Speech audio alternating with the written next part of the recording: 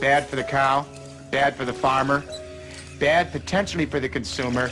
The jury is out. We see a lot of conflicting evidence about potential health risks. And of course, as a consumer, my belief is, why should I take any risk? Consider milk, the traditional symbol of purity and nutrition, especially for children. But some milk has undergone a radical change. It's not the same wholesome milk our grandparents drank, and many experts believe this altered milk is leading to cancer and other serious problems.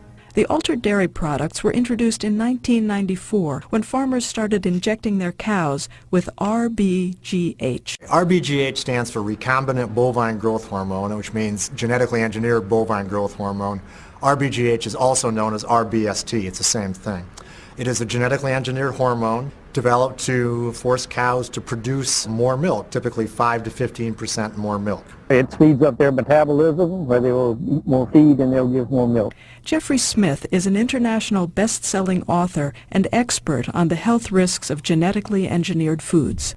Nearly 1 out of every 6 dairy cows in the United States are injected with this pharmaceutical drug, which critics call crack for cows.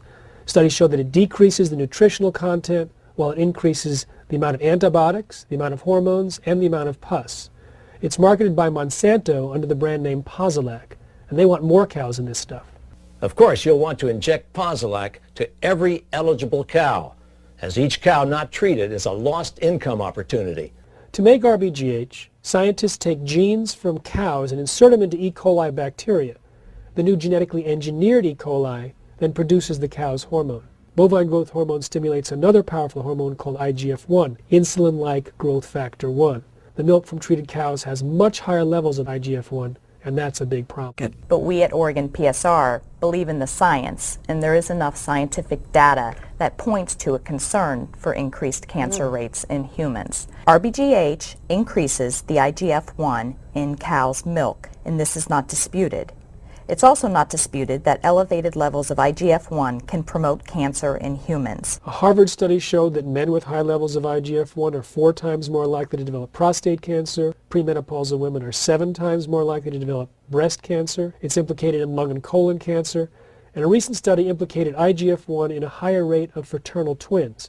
In fact, in the United States, we have twice the rate of increase of fraternal twins than in the UK, where RBGH is banned. In addition to more IGF-1 in the milk, there's also more bovine growth hormone. Now, the researchers claim that this hormone was largely destroyed during pasteurization, but it turns out they pasteurized the milk 120 times longer than normal. The drug also increases an infection, a painful infection in the udder called mastitis, and this in turn increases the amount of pus in the milk. Because of the mastitis, dairy farmers use more antibiotics, and this cannot help but increase antibiotic resistance in humans, which is a major increasing health problem. So, for example, if you drank milk that had residues of erythromycin in it, then bacteria in your stomach could pick up resistance to that erythromycin, so that if you came down with an illness, you wouldn't be able to use erythromycin to treat.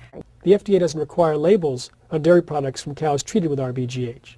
In fact, Monsanto sued dairies that labeled their products as RBGH-free. In 2003, for example, Monsanto sued Oakhurst Dairy for labeling on their carton "no artificial hormones." Oakhurst had to settle with Monsanto by including a disclaimer sentence on their carton, which said, FDA states, no significant difference in milk from cows treated with artificial hormones. Several organizations have been educating consumers about the health risks of RBGH, and it's having a profound impact. Company after company is going RBGH free in response to consumer demand. RBGH is a house of cards, and the foundation of RBGH is consumer ignorance, because once consumers find out about the problems associated with this hormone, then they don't want to have anything to do with it, and they vote with their dollars and start buying RBGH free products.